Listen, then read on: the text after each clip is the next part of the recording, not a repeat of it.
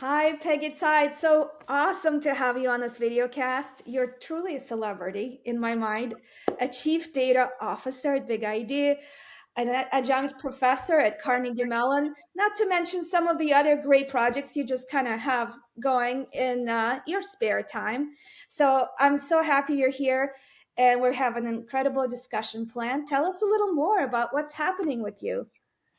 Thanks so much, Vicky. It's a pleasure to be here. And I'm excited to be here because I wanted to highlight some of the fantastic things that people are doing in the data space.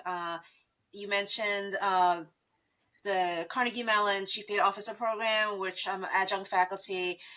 That's a program where additional education Mhm. and data literacy can be provided to professionals who want to upskill themselves in the data and AI space. I'm also a data podcaster where I love to highlight AI and tech startup founders just to learn more about their technologies and their point of view. And there's so many mediums today in terms of how people are talking about data, influencing data. So it's a really exciting place to be today. It is. It's an incredibly exciting place, and I think you do so much for the community as well. You're a speaker at many great events. You help a lot of other data officers, right, to learn more and just kind of create a community around that. I want to talk a little bit more about Carnegie Mellon because I can tell you're super passionate about being an adjunct. Tell us about the program there. Like I might maybe I'll sign up.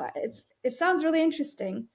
Absolutely. I encourage everyone to sign up. So it's part of their Heinz College, their executive program, Okay. continuing education executive program.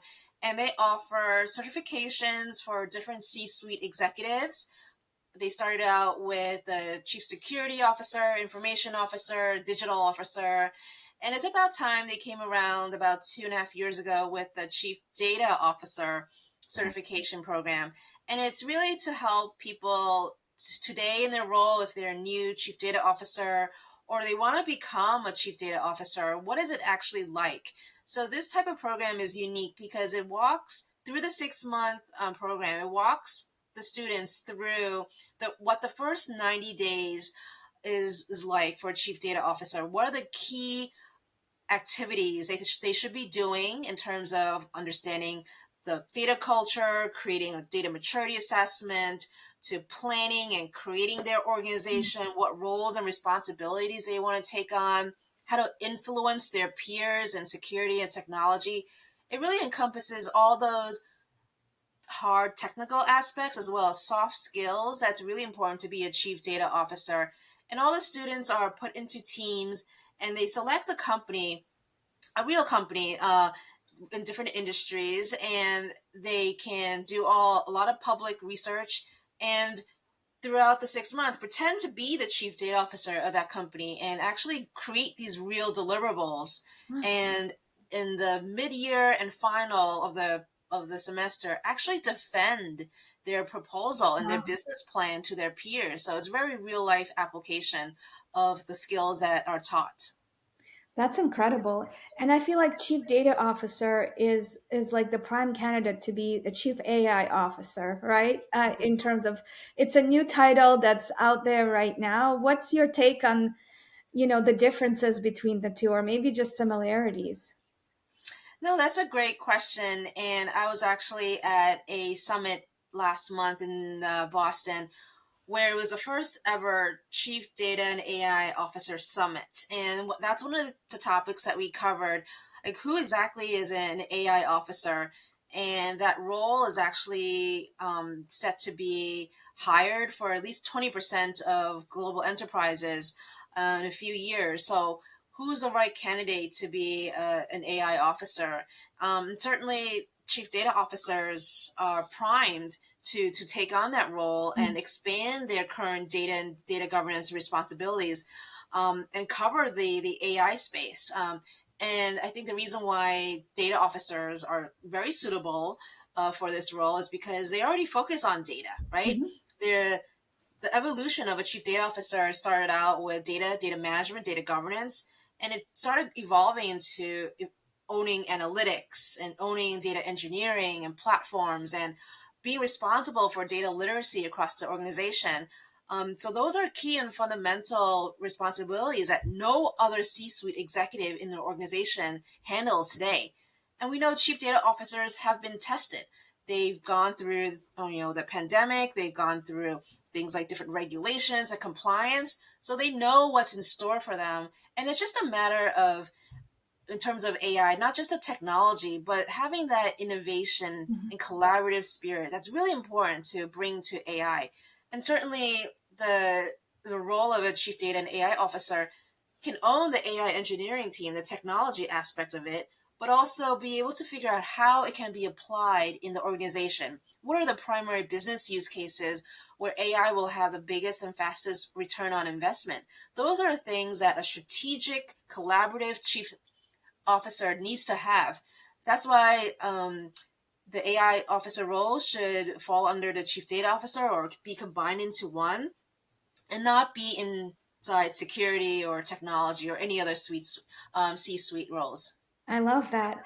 I think one of the things that kind of stood out to me was the return of on investment with AI initiatives. It's really top of mind for a lot of businesses that I've spoken to, projects I've been involved in.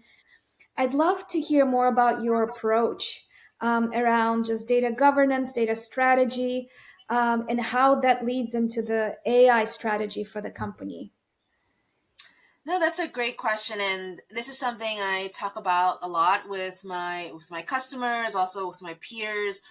I've actually been hosting AI governance roundtable discussions across the US. And this is something where I think that a lot of companies, at least in 2023, were certainly exploring new technologies, new generative AI use Mhm. cases, and trying to figure out what use cases make sense. And it was so exciting to see companies have things like hackathons where their employees would actually come up with ideas like, who else knows the product of the company best but your employees, and giving them that freedom to really innovate is so exciting, and really the first time or one of the few times where technology not is just isolated to a data and technology team, but also embraces the business to allow them to solve problems.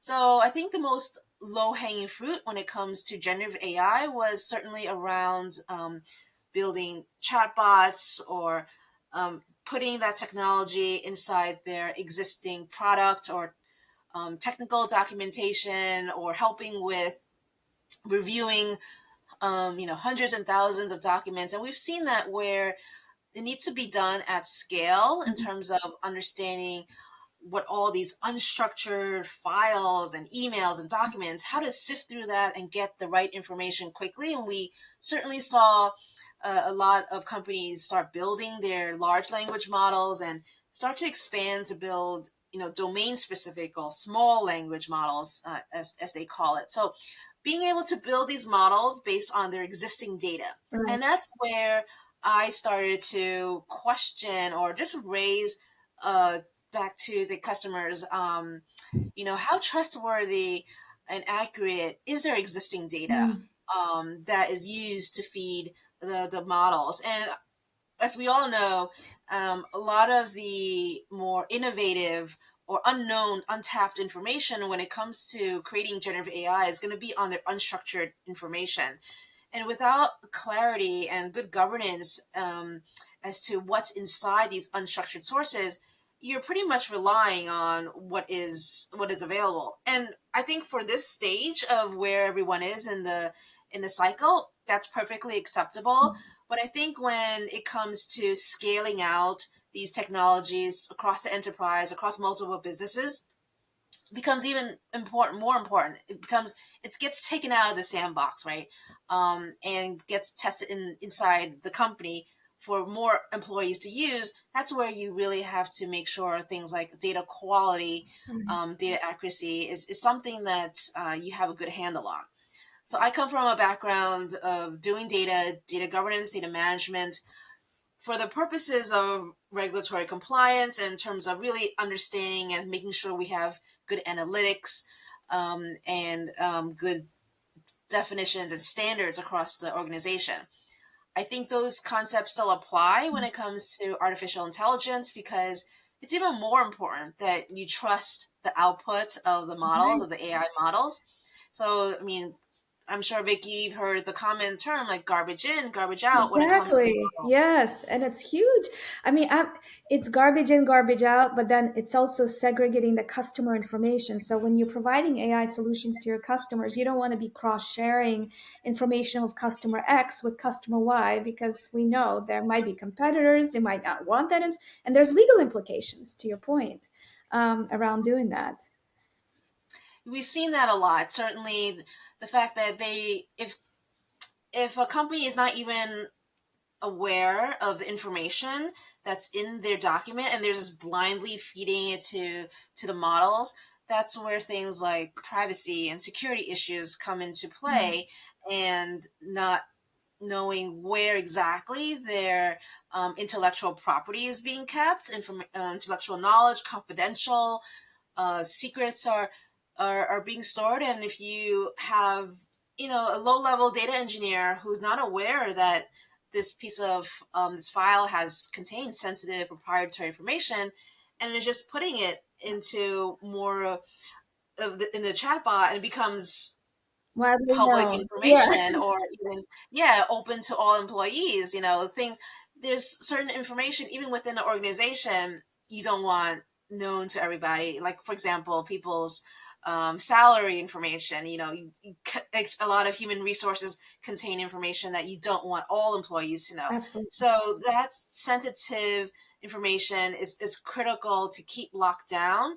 And again, it goes back to a very basic fundamental data governance principle of securing and protecting your data, that is even more important because it's heightened. The challenges is even bigger if you don't protect it within your AI models. How do one of the hardest things I think for me as a product manager was always access controls. When you try to define access at the field level, right? Or depending on how deep you go. So going back to your salary example, you don't want the salary information to be seen by an employee, but their manager might be the right person to get access to that information. So they have an idea of how their team is getting paid, whether they're on par, etc.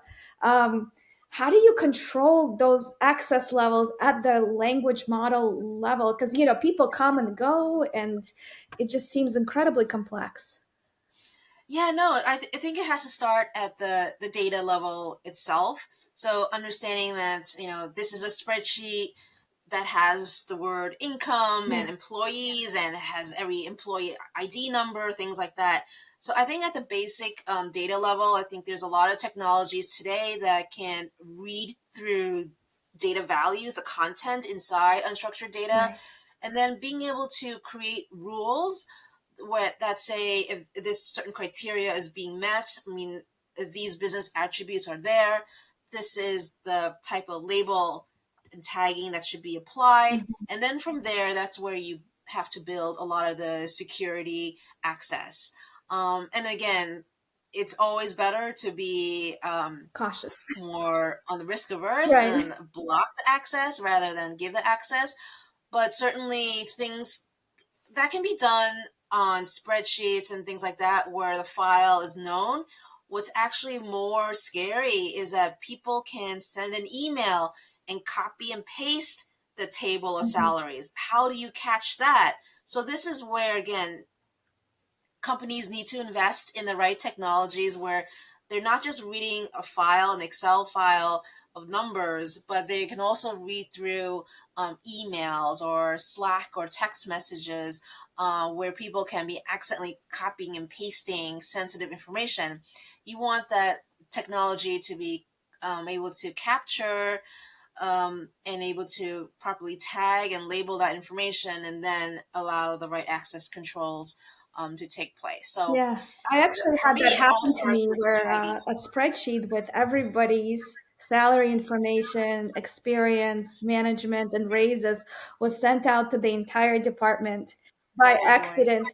They tried to retract, that feature in Outlook to get that spreadsheet back. But by that point, of course, everybody opened it. And then whoever didn't open it was more curious than ever, right? So it's one of those things that, and this probably happened, to be honest with you, maybe like 15 years ago. So it was quite some time, but that becomes even more important now, right? Because there's more and more data online, and it's more than a spreadsheet. To your point, it could be in your large language model, it could be in a text message. Who knows, right? Exactly. And again, you're training this model to answer certain questions, and you just want to make sure that it's not being fed um, proprietary information that you don't want to expose. But certainly, there are fantastic benefits. I mean, to having these type of technologies available to the employees in terms of productivity and shortening a lot of their effort in terms of, for me, it's a lot about writing or editing. It helps generate a lot of great ideas, as Right. well as with coding and programming. It's helped a lot in terms of different areas, but having the right guardrails in place is certainly very important in terms of making sure that it's used properly as well. Mm, absolutely. And there's more and more regulation that's coming out, right? Compliance regulation. What are some of the things that you're kind of seeing out there on the horizon, or you've come across where you work with customers that needed to comply? What do they have to do? So mainly, what I've been looking at, again, this is my particular focus, so I'm a bit more sensitive to it, is certainly the different privacy laws that's popping up everywhere. I think a lot of the interesting thing is certainly the last 2 years there has been a lot of talk about different privacy laws, but now they're actually Implemented. live Yeah. and they can be enforced. So I think it makes a lot more real for companies that are doing business in different global regions to suddenly pay attention. For example, the New Jersey recently talked about a privacy law that's going to take in effect really soon. So think we're seeing it more and more, and companies really have to have a better hold onto what information they are collecting and keeping on their employees and customers. And the crazy thing in the United States is that we don't have a federal privacy law yet. Right. So it's inconsistent, and if you're doing business in the United States, you just have to be aware of different nuances and treatments of kids and minors, and some of them have different specifications on that. Um, so yeah, so privacy is one thing, and certainly the second biggest issue for that I look at is security. Mhm. When it comes to a security risk, if companies are hoarding or over retaining their data, that puts them at a bigger risk if they were have any cybersecurity breaches. That means that they're keeping more information than they need to, and they could be overexposing personal sensitive information about their clients that they um, maybe should not have kept for so long, right? So companies today that I look at have a hard time deleting their data That's what I'm because seeing too. it's difficult to find all the data that has um, expired or has fulfilled the policy life, and in order for them to delete the data, they rather be more risk averse, but that also puts them at risk for a lot of potential security issues as well. So it's a big challenge for organizations as they balance their Yeah. innovative How do you efforts balance in it? All AI. right. AI wants more data to be fed to it, and then we have to manage the controls with for privacy and security. So it's almost sometimes, juxtaposed to each other, right? Yeah, exactly. I think this is a challenge for companies. They already pretty bootstrapped in terms of their resources and time and resources to just do the efforts that they have to do because of regulations. And then now to try to take on Mhm. more with AI, try to do more on top of everything that they've been that's on their plate. It's a challenge. Like, what do companies do first, right? Mhm. So they only focus on AI. They can't. They're going to forget they still have fiduciary responsibilities and on protecting their data, but and then if they don't do anything in AI, they're also going to be lagging against Right. their Competitors, right? competitors as Yeah. well. Yeah. Yeah, it's a super tough space, and finding that balance is very hard. I know you also advise companies, startup companies. What are some of the things the startups are doing in this space, and maybe even talk about one that you're an advisor for, if it's possible.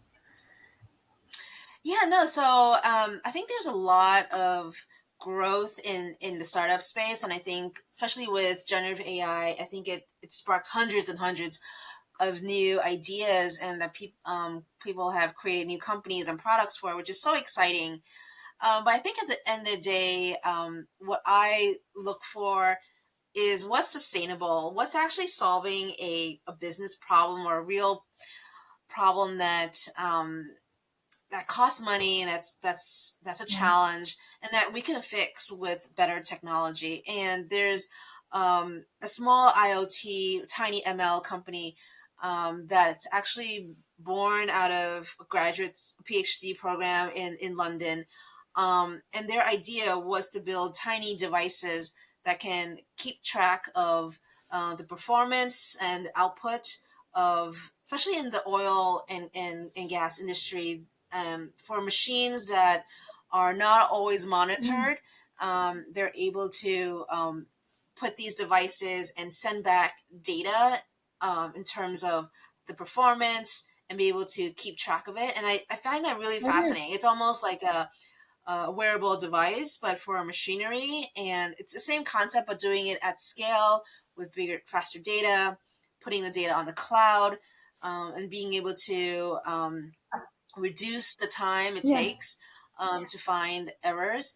And for me, it's thinking about how much data are they collecting, what kind of predictive analytics can they do with this data. There's a lot of things applying that can be applied, especially to the supply chain industry.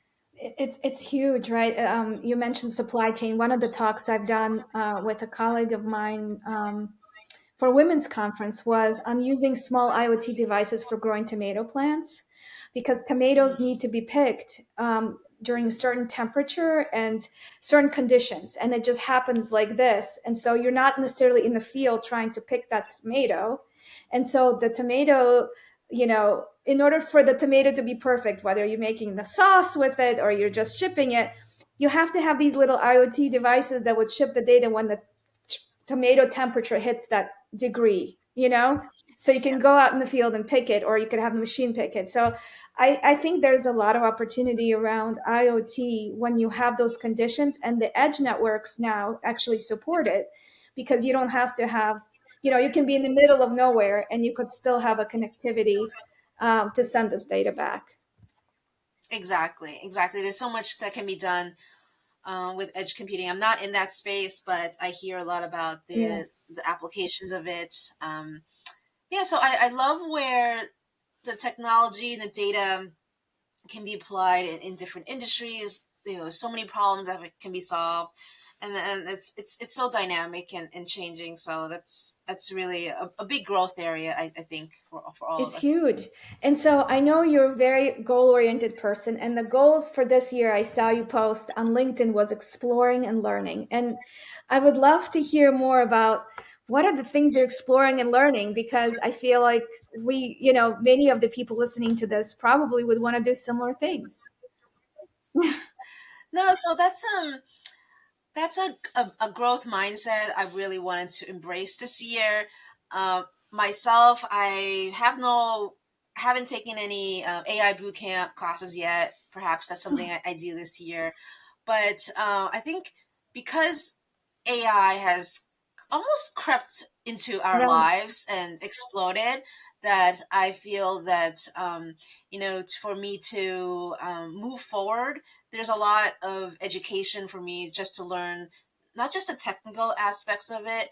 I hear and I listen to the business aspects of it, but I feel there's still, I don't know what I don't right. know. So I'm trying to figure out exactly what I don't know. So that's kind of the reason why I posted that. I really want to embrace um, this growth mentality, figuring out and also figuring out what is going to happen Right. next, right? I think that right now what I'm seeing is, okay, maybe this year in 2024 companies will go beyond the hackathons Mhm. and the initial use cases and maybe start doing this externally or selling their products or have even a new additional use cases. But what is that going to look like after that becomes almost business as normal, right? When I talk to some of our customers, they're implementing some of their AI practices indirectly in their data governance teams, right? So in terms of data strategy, it's data and AI strategy. When it's governance, it's AI and data Right. governance. So they've already start to kind of swallow those or integrate, merge those functions together. But what happens next, right? Or 1 year from now, Vicky, are we going to say AI is an AI is a norm? I think I think so. so But too. then is it going to be still innovative and still tracking the way it is tracking today? It's hard to say, and I love to see what will change or impact, and maybe it's only in certain Mhm. industries or certain growth areas.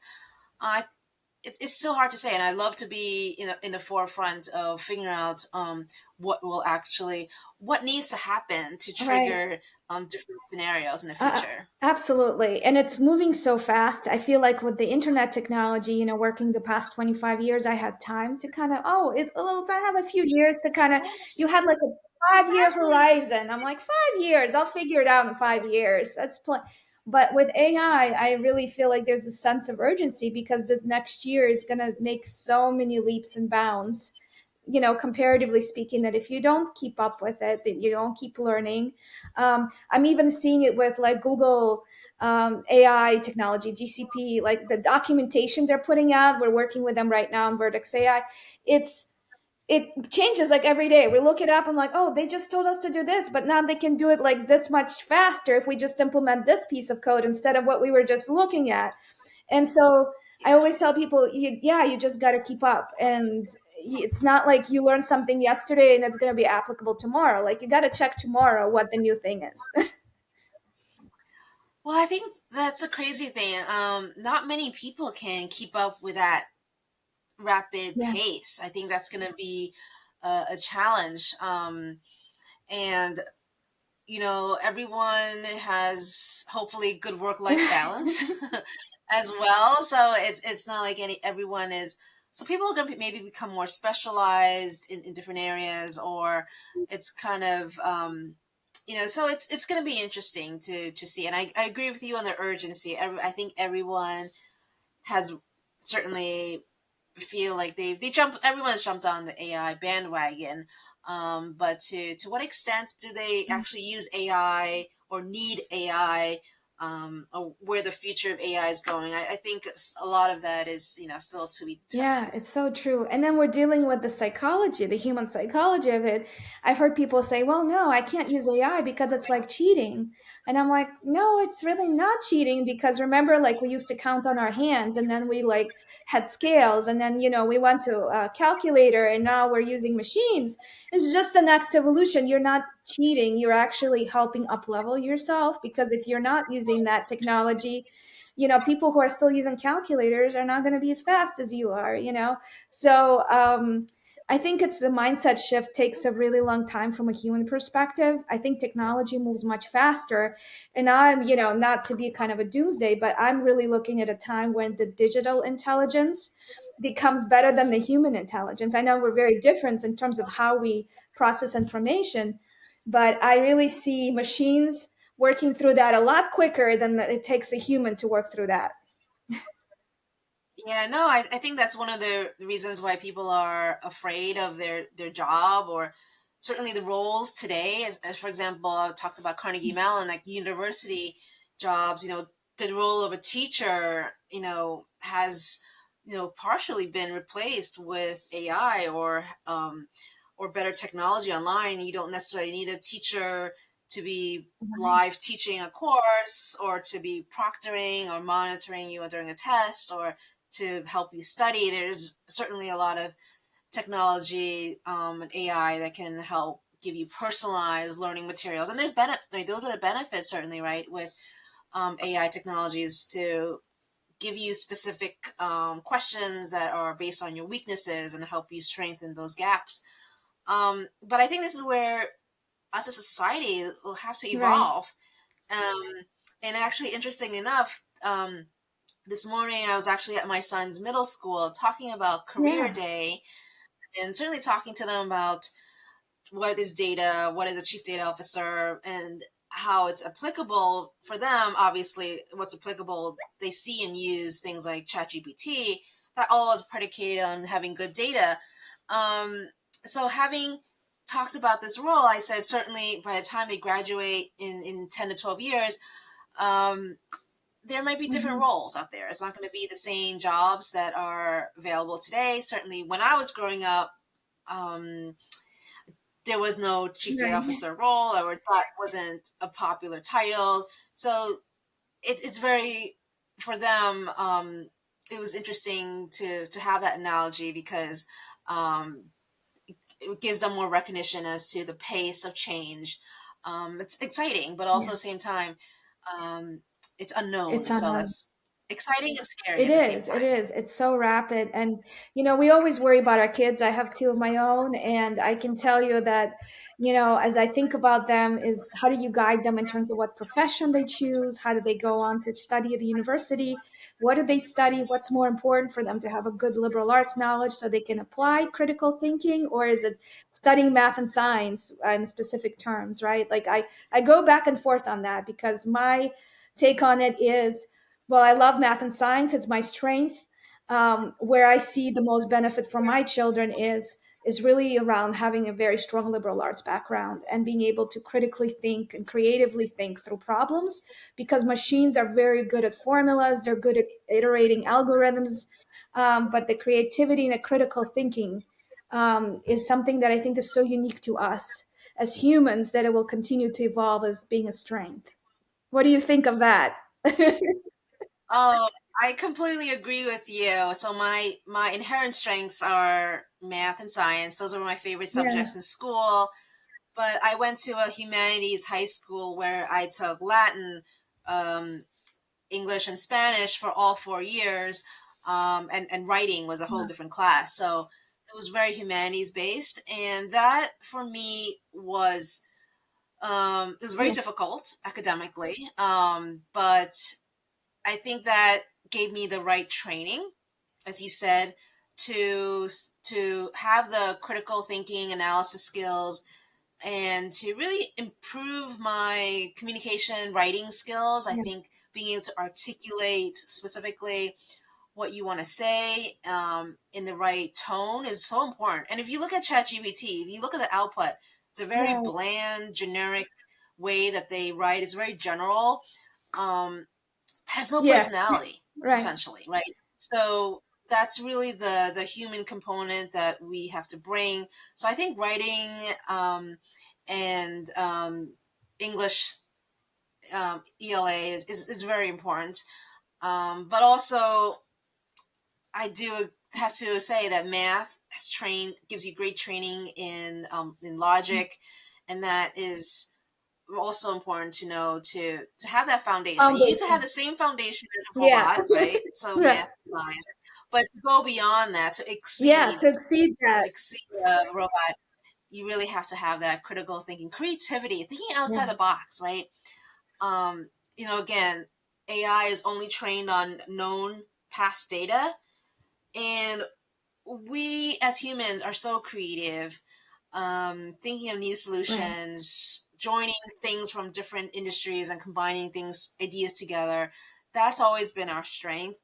Um, so being able to leverage and connect the dots between different concepts and creating new things is really where our strength is, in Yeah. collaboration. You don't certainly see that in AI. So hopefully that's what we continue to teach our students in our I educational hope so system. too. It's going to be exciting to see what's going to happen next because I think predictions are hard to make at this point. Um, Thank you so much, Peggy. This was an incredible video cast. I so appreciate your time and joining us together. And I hope people check out your LinkedIn profile. You have very insightful posts. And check out your video cast that you're doing as well, interviewing startup companies and the upcoming book, which is something you're working on. So, so many great things coming up. Thank you, Vicky. I enjoyed my time here as well and look forward to connecting with your audience on LinkedIn. Thank Sounds you. great. Thank you so much.